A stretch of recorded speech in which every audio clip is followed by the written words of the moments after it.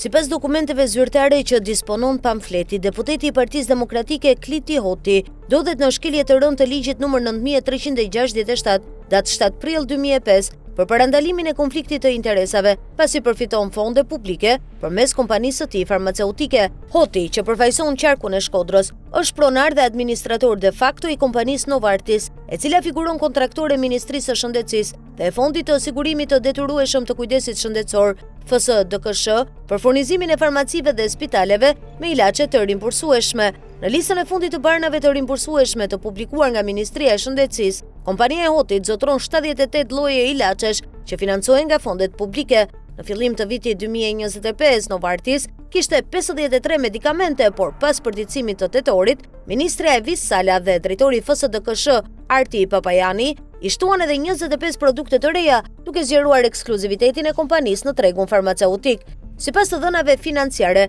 përfitimi vjetor i kompanisë Novartis nga buxheti i shtetit arrin rreth 500.000 euro, një shumë që vjen direkt nga rimbursimet e barnave të shitura në farmacitë private dhe spitalet publike. Kjo do të thotë se një deputet i Kuvendit të Shqipërisë është njëkohësisht përfitues i fondeve publike, duke krijuar konflikt të pastër interesi dhe shkelje të kushtetutës. Sipas nenit 70.3 e kushtetutës, deputetët nuk mund të kryejnë asnjë veprimtari fitimprurse që puron nga pasuria e shtetit ose e pushtetit vendor dhe as të fitojnë pasuri të këtyre, ndërsa neni 5 i ligjit për konfliktin e interesit ndalon çdo funksionar të zgjedhur të angazhohet në veprimtari private me qëllim fitimi ose të marrë pjesë në organizata fitimprurse. Përveç përfitimeve nga fondet publike, Kliti Hoti merr të ardhura edhe nga 2 funksione të tjera private: konsul deri i Hungarisë në Shqipëri, që është post përfaqësues me interes ekonomik, dhe kryetari i Shoqatës Shqiptare të Farmacive, organizatë që përfaqëson kompanitë farmaceutike në negociatat me qeverinë dhe FSDKSH-n. Ky kombinim rolesh e bën Hotin në rast flagrant të konfliktit institucional dhe moral, pasi si deputet duhet ushtroj kontroll ndaj qeverisë, por në të njëjtën kohë përfiton prej saj përmes kontratave të kompanisë së vet.